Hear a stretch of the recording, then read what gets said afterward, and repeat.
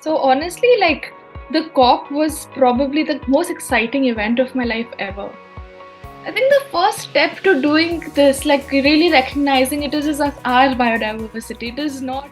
A wildlife conservationist, researcher, and a project manager based out of Mumbai, India, Ms. Pakhi is currently focusing on wildlife friendly infrastructure development, inclusive community driven conservation, and empowering youth voices for wildlife conservation. She is currently developing guidance for open data use in conservation related decision making processes and coordinating the Global Youth Biodiversity Network in India.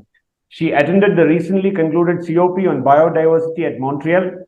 Let's hear from her about her story and experiences and observations. Welcome, Pakhidas, to Oli Green.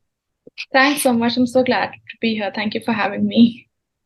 Okay, let's start off initially with your experiences and understanding about COP on biodiversity, which you had attended last month. What, in your opinion, was the major decisions which could impact our environment, and how optimistic are you about the different participant countries implementing these decisions? So honestly, the COP was probably the most exciting event of my life ever. So it was literally everything that I imagined and more. And just being in that space where they're discussing the future for the anything that's going to come through was very, very insightful, exciting, and very optimistic. Honestly, I did not go as an optimistic person because I just thought it's going to be all these big people talking about random things which will not directly affect them. But I think there was a good mix of NGOs, youth groups, and other constituencies which are not really parties, whose voice were really asked for and heard this time. So my optimism really came from all the advocacy work that all the NGOs and women groups also did. And so if you look at each of the target, like the word indigenous community, inclusive conservation, so all of those targets have specifically included these things, which could be, it could be a game changer. So before going to the COP, a lot of us were very cynical about the 30 by 30, for instance, because people kept saying that, create more fences, make more protected areas. But then the 30 by 30 just makes more sense now because it is ask people, how do you conserve these lands? So I think that is where all of my optimism comes from. And personally, my experience was very nice, specifically because how receptive the government of Indian delegates were for us. I went through the Global Youth Biodiversity Network, and I had a lot of opportunities to really interact with these government officers. And I did not really expect them to sit down with us. Like it was me and two other coordinators for Gibbon India. And they actually sat down with us, they spoke to us, they understood what we wanted. And we're actually collaborating with them on certain projects in India. So it was very fruitful and it was very nice to just be in that space with them. Okay, and you feel it'll be you feel that optimism in terms of the government's completely adopting or maybe executing the points discussed there. I think so because the GBF this time, India had a lot of interventions. So India, if you look at the previous COPs, we did not say a lot of things. We would just, come back with this big developed nations would tell us what to do and would come back. But this time we saw India was pushing back on certain things, like the nature-based solutions and everything. So India went with a very strong stance on certain targets, and it's come back with something which can be very contextualized to India. And we'd the we spoke to them and they spoke to the youth as stakeholders as opposed to just kids this time. So yes, the optimism still stays definitely. Interesting. I mean, now coming back to your earlier words, a major project that you were involved with was the snow leopard conservation in the Himalayas. Can you give us a brief on this project and also on your work on wildlife corridors? Definitely. So I think Snow Leopard Conservation Project was also a very exciting project for me because that was the initial years of my conservation career. And the project essentially involved community conservation, which is securing these rangelands in the Himalayan landscape for snow leopards and communities. And if you look at it right now, what's happening is in the olden days, people had 2 or 3 Pashmina goats, maybe at max 7, 10. But right now they have 700, 10,000, all of these number. And Pashmina goats are eating the grass, so the wild Kiangs, they are not getting it. So snow leopards are killing the Pashmina. So this is a proper, a very basic of human impacts on wildlife.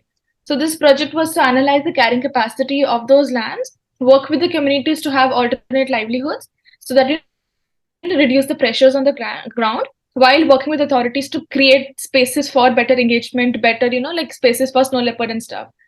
So it was a good project, and I think it got over like 2 years ago. And that was like where, like, like I really went to the field and everything. So that was really cool. Like I went to Ladakh, I went to all of these landscapes, I spoke to the communities there.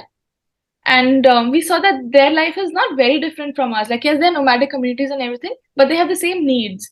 So, like, money is something that they need as well. So, which is why, all of those things are happening.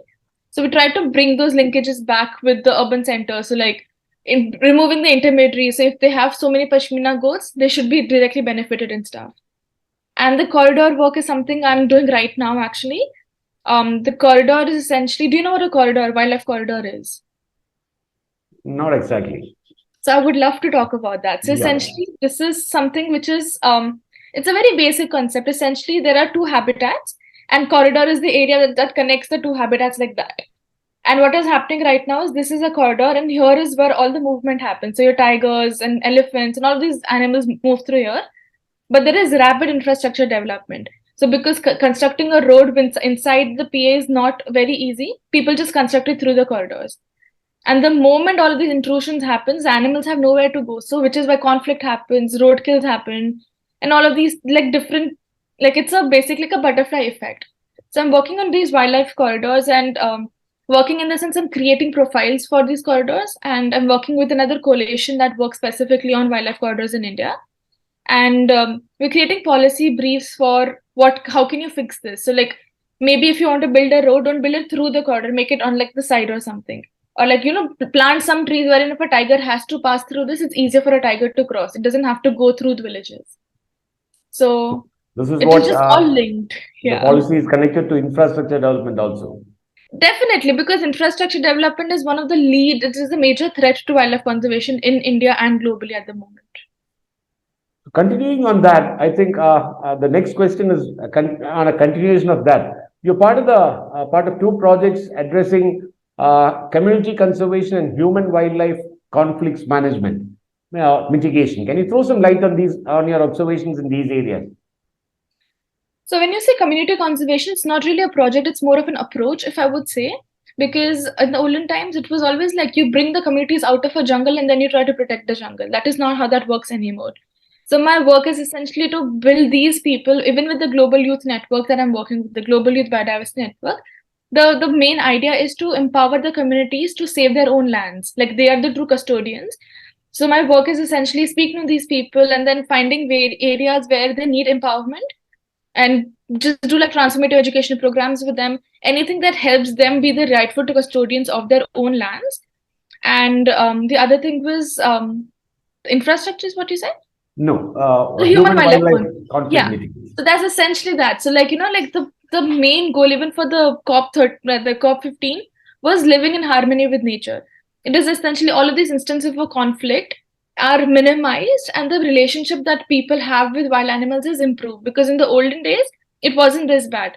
Elephants coming to the field was essentially looked at like Ganesha coming to feed in our fields.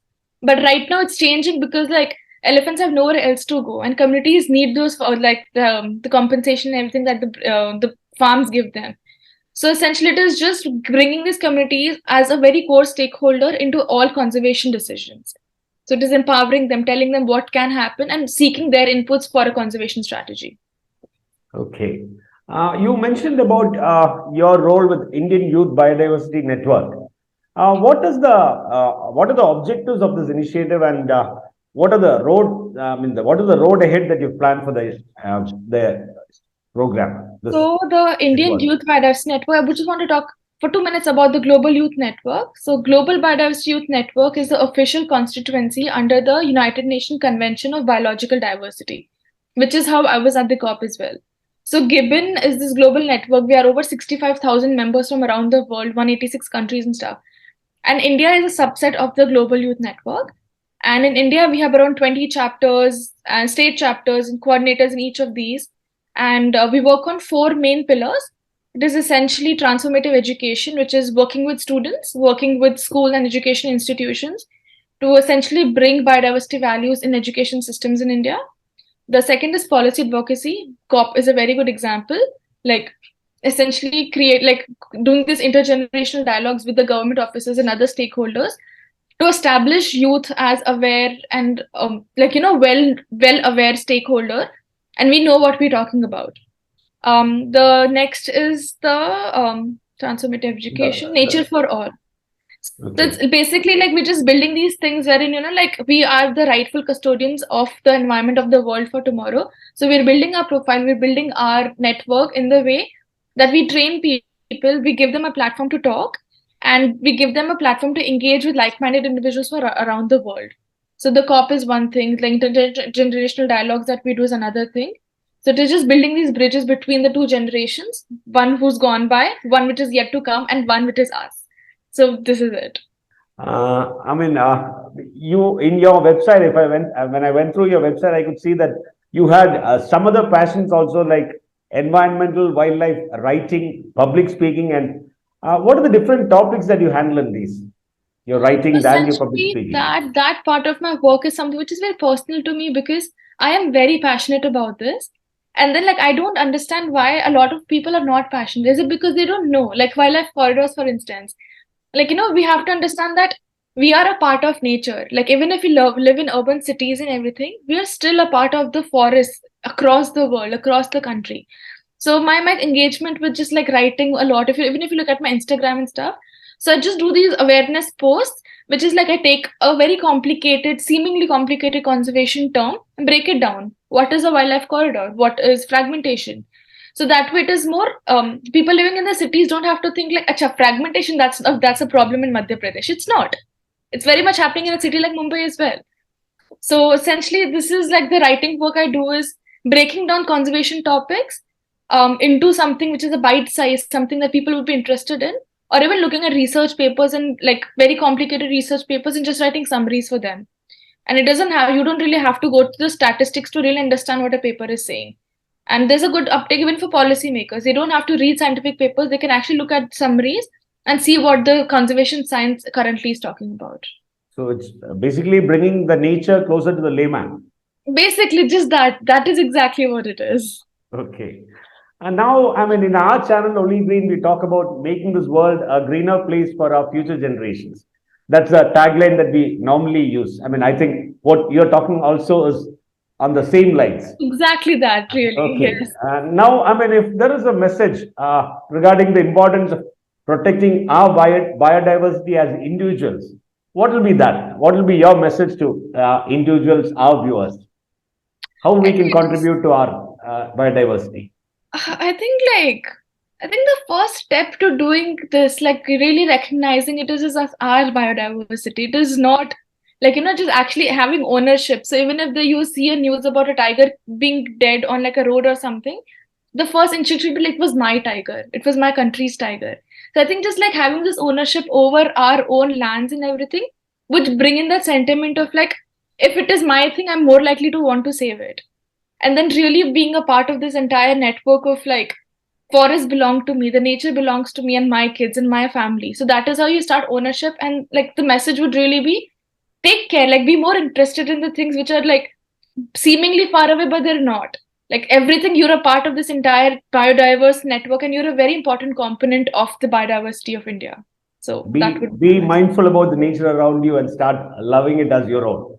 exactly loving it and like, like actually asking those questions, asking like bringing in accountability, talking to people, and like being more aware about what's happening. A road being built, you should not come to a notice like, oh, let's go for a protest when the road is half built. Just be aware of what's happening. Like if they're cutting a tree, just go ask, do you have a permission to cut this tree? Like, all of those things. Be more aware of what's happening in your biodiverse areas. Thanks a lot, Pakhi. It's great talking to you. Wishing Likewise. you all the very best. I mean, I think at your age, I can see the passion in the way you talk. Thanks a lot and wishing you all the very best. Thanks so much. Thanks for having me here. Take care.